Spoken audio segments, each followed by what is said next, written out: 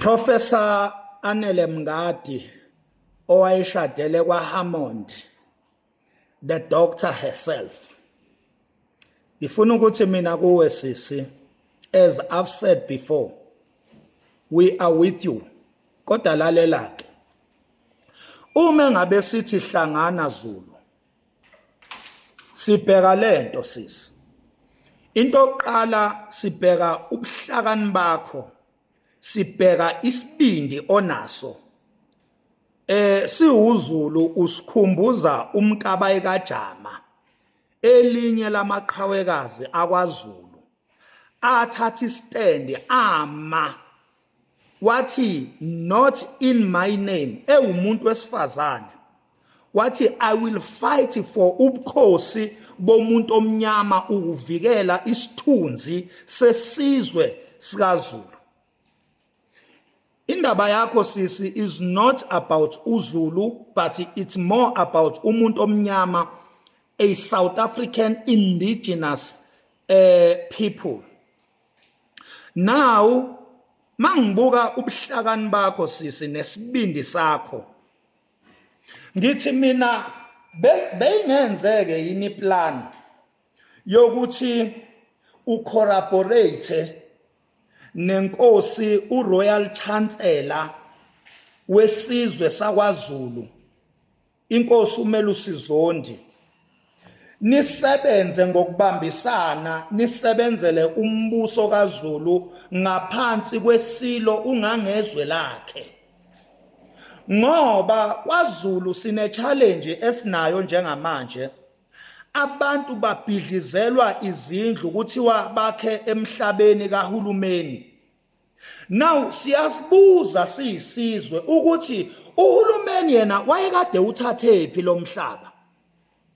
Now uzokhumbula ke ukuthi ngokwe history kuvela ukuthi uhulumeni wayenomkhuba wokugudluza abantu ngendluzula emhlabeni wabo wobaba omkhulu, bese uhulumeni ayobaqoqela eindaweni ezincane, eindaweni ezimbi ezibizwa ngamalokishi. Imhlaba yobaba omkhulu eyayicebile, imhlaba eyayinonile, eyayikhuluphele ababekwazi ukutshala kuyo, uhulumeni wayeba muva kuleyo mhlaba leyo, bese ithathwa abamhlophe bakhe lokhu okuthiwa amaplazi namhlanje, njengoba bezigqaja njengokuba ama-farmers, imhlaba yobaba omkhulu abayidla. Eminye leyo mhlaba bagcina bengayisebenzisanga abelungu, kodwa bagweve nayo, bavimbile, seyibizwa ngokuthi imhlaba kahulumeni. Uma ngabe umuntu omnyama ethi uyasondela kulowo mhlaba, bayibhidliza imizi yabo bayiqede nya uthi umhlaba kahulumeni. Wawuthathaphi uhulumeni umhlaba na?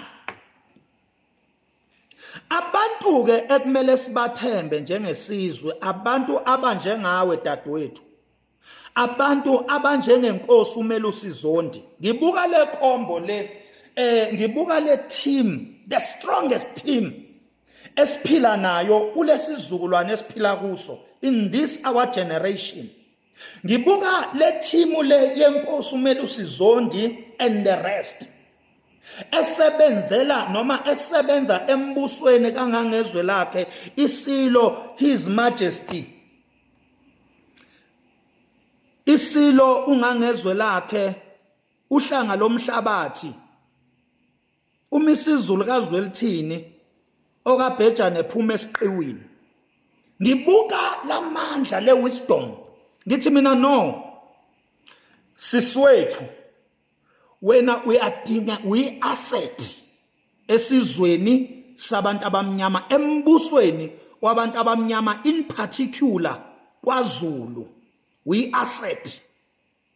Ngiyafisa ke ukuthi engathi bengingaba nendlela yokuthi nihlanganyele nenkosi uRoyal Chancellor, uChancellor wesizwe sikaZulu, uRoyal Chancellor uMelusi Zondi, nihlanganyele nibambisane, ngoba ngibuka lesi sibindi, ngibuka le wisdom, njoba ngisho nje ukuthi siyisizwe sikaZulu, usikhumbuza uMkabayi kaJama, owesifazane owama usikhumbuza oQueen Nandi.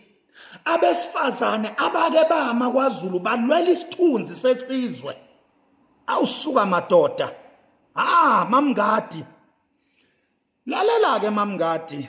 Singomakhanya, we will like it ukuthi nikwazi ukuhlangana nenkosi noma ingayiphi indlela enizohlangana ngayo. Indaba yakho sisi ihambe iye esilweni.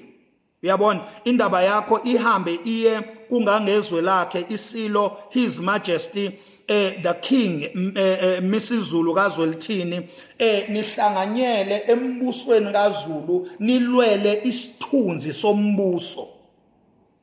Njoba sengishilo nje enye yama challenges esinayo la emhlabeni kaPhunga noMageba, uhulumeni udlibhiza imizi yabantu isinomi kanjani, uthi umhlaba owakhe.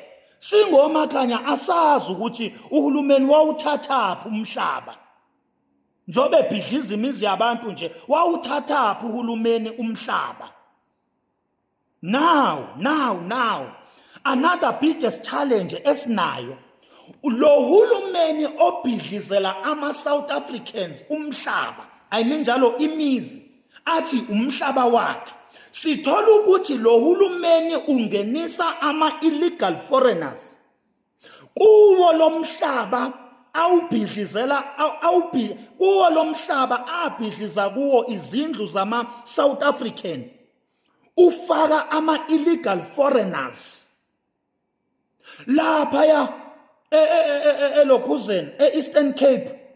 Kade sibuka kubekwa inkosi under the tribe of Igbos yaseNigeria kuthiwa izoba inkosi la eSouth Africa ngenxa yalo hulumeni omelene nesithunzi somuntu omnyama.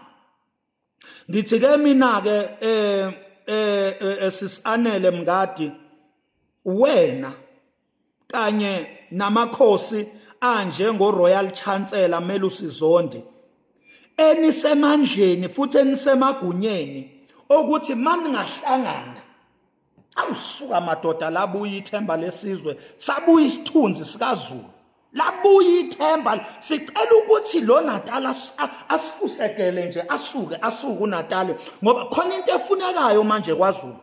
uZulu sicela azimele geqe, hayi into esifunayo, ngoba asufuni uhulumeni kwaZulu. Uhulumeni umelene noZulu, uhulumeni umelene nabantu abamnyama. Sifuna ukuyimela siwuZulu, sifuna ukuyimela, sifuna ukuba nobukhosi, sifuna ukuba nobukhosi bethu emhlabeni wamakhosi, kubuse amakhosi emhlabeni kaZulu. Wonke umnotho kaZulu sifuna uphelele kwaZulu, kube wakwaZulu, kubenefite umuntu omnyama in particular wakwaZulu, then the other abantu abamnyama ama-South African. That is what we want njengesizwe, and lokho sifuna kwenzeke kule generation yethu. Lokho sifuna kwenzeke before our generation pass on. Sishamondi, samkhulu umsebenzi okuhlalela entombazana. Saze sajabula singomakhanya, lazi labuya ithemba likaZulu, lazi labuya ithemba labantu abamnyama eSouth Africa ngenxa yakho sisi, ngenxa yakho. You are needed, you are an asset. We need you as much as you need us. Thank you so much. Mzansi, welcome to Mgosi waseMzansi. Max Makhanya is sending a message to Prof Anele. Prof Anele ngilolo trend ako lapha enkundleni yokuxhumana ngemva kokuthi expose Standard Bank ma video akathole kunaka lokukhulu lapha enkundleni yokuxhumana, abantu basala babambe wangendansi imlomo ukuthi hayibo ikhephe hayibona kusuke ikhephe abantu bathi Standard Bank kani senjani so bana bani bamsupporta ku-Prof Anele, including uMax Makhanya, asho nokusho ukuthi awutilweli wena, sowulwela bonke bantu. Kanti lokho Siyakujabulela kakhulu singuZulu. Uphendulile ke naye uProf Anela Phendula. uMakhanya wamphendula ngale ndlela, mfowethu Makhanya, nginamazwi okubonga uthando lwakho. Mina sengisukumile ukuzovikela uZulu wakithi. Ngicela ningiseke ukulungisela ingane zethu. Waze wathobeka Nkosi yami uProf Anele. Do comment your thoughts down on the comment section. I'm signing out. Goodbye.